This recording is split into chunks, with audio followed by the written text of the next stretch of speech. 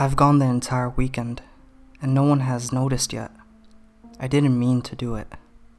I kept trying to remind myself of that.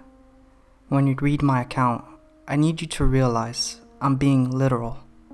I'm not a serial killer. I'm something else entirely. I didn't know it until now, but it's in my nature. It's Monday night here and raining hard. I plan on going out later tonight with my group of friends.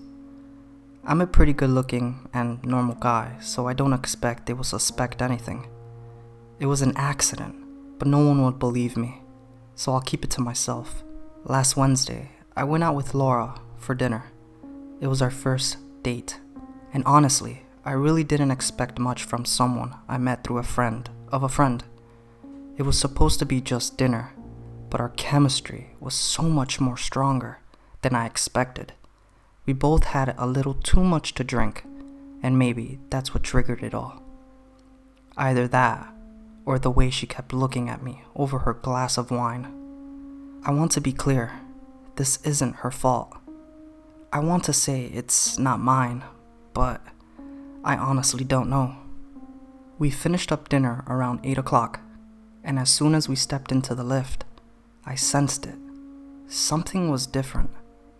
I felt a primal hunger I've never experienced before. Laura and I were all over each other, and I'm sure the driver didn't appreciate any of it.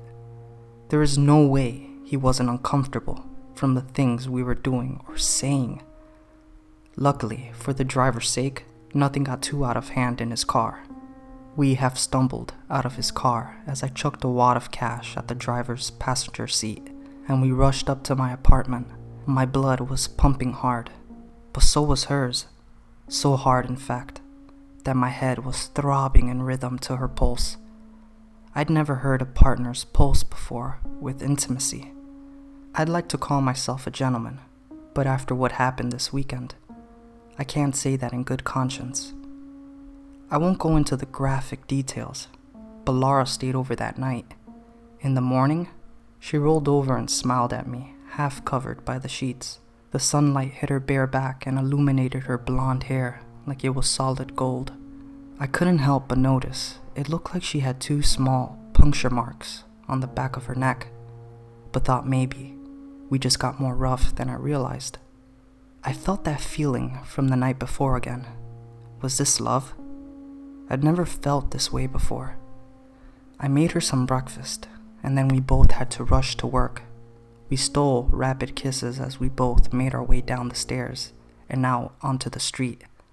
We waved goodbye with a final kiss and had a promise to see each other again that night. All day long, I couldn't get her out of my head. The memories of her intoxicating smell, the hypnotic rhythm of her heartbeat, and the almost animalistic feeling of desire all distracted me throughout the day. On Thursday night, we met up for dinner again, somewhere more casual this time, so we could dip out if we got into too much of a hurry. We didn't even make it past appetizers.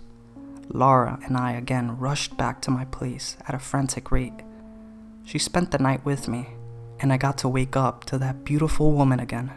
In the morning, something was different. This time I noticed more puncture marks on her back, and she commented I needed to be a little more gentle because her back was sore. Laura was slightly more pale, and not quite as chipper as the previous day. She felt a little better after having some breakfast, but the kisses were reserved and more lethargic. On the way down from my apartment this morning, she noticed my look without me saying anything, and brushed it off as just getting so little sleep 2 nights in a row, taking a toll on her. We planned to meet up again Friday night, but something a little more tame. We had talked during the day and decided our relationship could start to develop into something a little more substance and a little less Netflix and chill. When she got over to my apartment, I immediately wrapped my arms around her. There was this weird sensation of encompassing all of her width, something like 8 arms, but neither of us noticed anything weird. We both fell asleep quickly while watching Black Mirror. It's ironic, don't you think? In the morning, Laura was more pale than the day before, and she didn't speak. Something wasn't right, but I couldn't put any of my many fingers on it. I decided to let her sleep and make some coffee. It's amazing, but somehow, I seem to have fed the dog, made coffee, and breakfast at the same time, all while reading some news online. My ability to multitask was unparalleled. I crawled my way back to the bed to see if Laura was interested in any breakfast or coffee. I was really confused by the look on her face. It was almost like she was paralyzed. Eyes wide, mouth drawn open to scream, but nothing coming out. I ran my midnight black hand through her hair and tried to calm her down. I blacked out around this time when I came to. I was clung to the upper right corner of my room, cradled in a web of silk, like a hammock. Laura was gone, and the dog was barking profusely at me. It eyed me with an animal anger that I had never experienced from him before. I climbed down and soothed the dog. It still had the look of distrust on his face, but seemed more reserved with its ire than before I came down. I didn't remember exactly what happened at first, but it has started coming back to me in pieces. What I did to Laura was awful, but I don't think she felt any pain. I'm pretty sure my toxin dulls the senses and you drift off into sleep. I'm still learning about my condition. It seems strong emotions bring out the primal side of me and unleashes the beast. I'll have to remember to try to control my anger in public. They would burn me alive if they discovered what I am. Passion is the perfect emotion to protect my identity, since it will always be in private. Now that I've awakened, I have to hunt. I plan on going out tonight and seeing what falls into my web. Like I said before, I'm a fairly handsome and normal-looking guy. I expect using this Tinder app that's so popular should make things much easier for me. It's almost like ordering takeout. I don't want to be this way, but I don't think I have a choice anymore. I've tried to come to terms with what I am.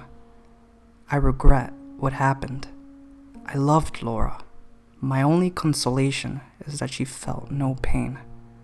I put her to sleep, wrapped her in silk, hung her upside down from the ceiling, and I ate her whole.